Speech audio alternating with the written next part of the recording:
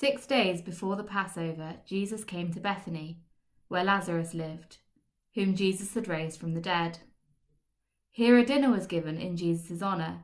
Martha served, while Lazarus was among those reclining at the table with him. Then Mary took about a pint of pure nard, an expensive perfume. She poured it on Jesus' feet and wiped his feet with her hair. And the house was filled with the fragrance of the perfume. But one of his disciples, Judas Iscariot, who was later to betray him, objected. "Why wasn't this perfume sold and the money given to the poor? It was worth a year's wages." He did not say this because he cared about the poor, but because he was a thief. As keeper of the money bag, he used to help himself to what was put into it. "Leave her alone," Jesus replied. "It was intended that she should save this perfume for the day of my burial. You will always have the poor among you, but you will not always have me." Meanwhile, a large crowd of Jews found out that Jesus was there and came, not only because of him, but also to see Lazarus, whom he had raised from the dead. So the chief priests made plans to kill Lazarus as well, for on account of him, many of the Jews were going over to Jesus and believing in him.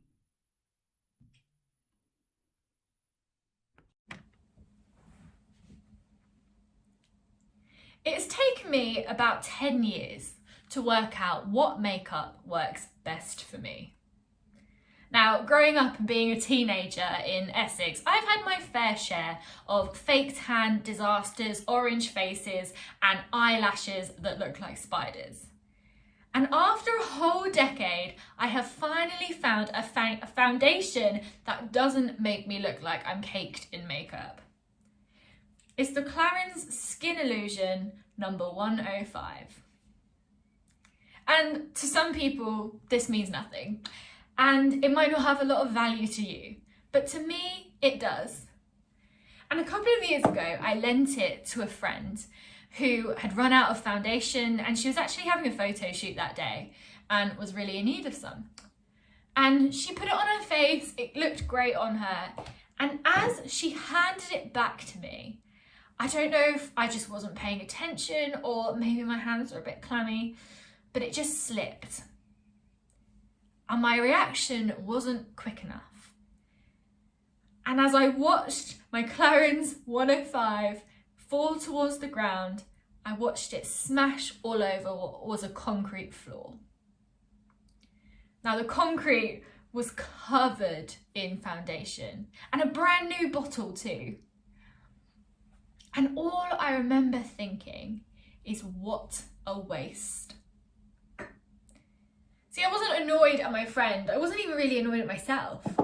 I was just annoyed at the fact that I had wasted money. I had wasted time going to pick it up, and I'd wasted so much of a brand new product. Now, at the time, I thought I was being so generous because I was giving one of my favourite things to a friend in need. Honestly, it was a massive amount of false humility, but I definitely wanted a bit of a pat on the back to say, well done, Vicky, you've given something good to a friend. I wish in that scenario I would have been a bit more like Mary, as we see in John chapter 12. Now she pours out her perfume, one of, I guess, her most prized possessions, all over Jesus' feet in an act of worship. It's likely that that perfume cost around £8,000 in English term. Now, I know that this cost nowhere near that, but my reaction when I dropped it on the floor was nothing around generosity. It wasn't about serving my friend. It was about me having an ulterior motive to feel good about myself, about how I'm giving.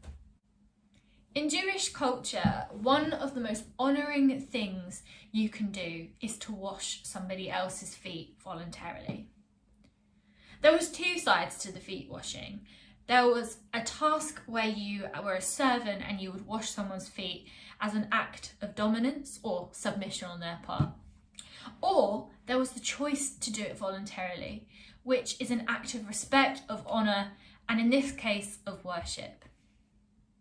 Because for Mary, just before in John chapter 11, we see Jesus raise her brother, Lazarus, from the dead. Now, after she's seen that and she's witnessed Jesus' power, she can't help but give one of her most valuable items to Jesus. Imagine how long she must have had to have worked to be able to have a fragrance like that. The nicest perfume I have is one that my husband gave me on our wedding day. And every time I use this, I use it sparingly because I want it to last. On our wedding day, I wasn't spraying it all over myself, and on our honeymoon, I wasn't using it 24/7. I would just do a little spray here and there and leave it at that. But Mary has essentially opened a bottle, probably a lot more than this too, and tipped it all over Jesus' feet. She is so quick to give up one of her prized possessions to love and serve and honour Jesus.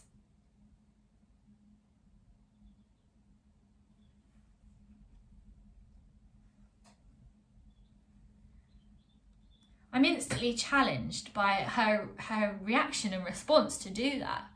Because when I dropped one of my most prized possessions, I was just thinking, what a waste.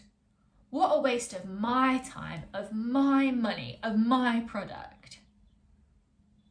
And honestly, I really don't think that Jesus cares about my favourite foundation. However, I do think that he cares about my heart towards it. And if I'm valuing a gift that I have been given more than I'm valuing the giver, then what does that say about my heart?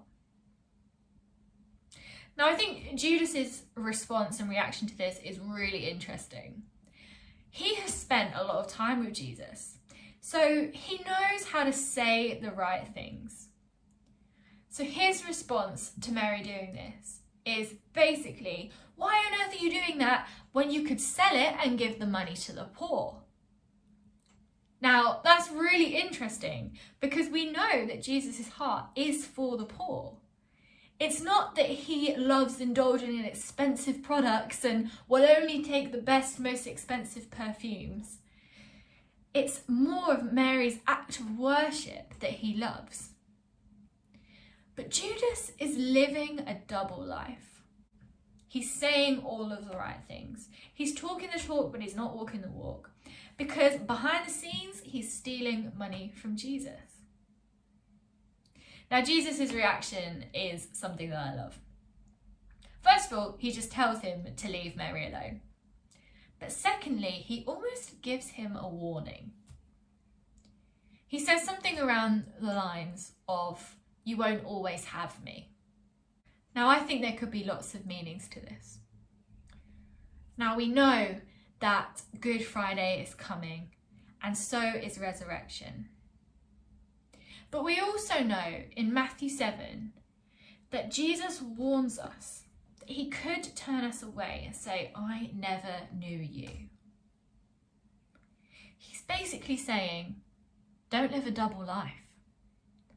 Don't be saying all of the right things and doing all of the right things that the church and the religious leaders want you to do. Make sure your heart is actually turned towards me in worship. And then nothing you ever do will be a waste. This story shows us two opposite ends of the spectrum. At one end, you've got Mary, who is pouring everything she has out for Jesus. And then at the other end, you've got Judas, who is living a double life. And we know what happens to him. It's likely that you fall at different parts in this spectrum at different points in your life or in your week. But from this story, we can see that Jesus cares about our hearts more than what we do. Just like I'm not sure Jesus really cares too much for my foundation or my perfume, I'm not sure he cared that much about Mary's specific perfume either. But the fact that she was ready to pour something so expensive and so valuable all over his feet, the most respectful and highest honour, that showed the position of her heart. So my question to us is, where do we fall on that spectrum? Do we find ourselves giving out and then leaving ourselves thinking what a waste that was? Or are we willing to pour every aspect of our lives onto Jesus' feet as worship? As we head towards Easter Sunday, take a moment to remember why you worship. As Mary remembers her brother Lazarus, ask God the question, will you remind me of what you've done for me? This might be the first time you have acknowledged that, and that's okay. Or it might be the 100th and you need to remind yourself again. I've been there.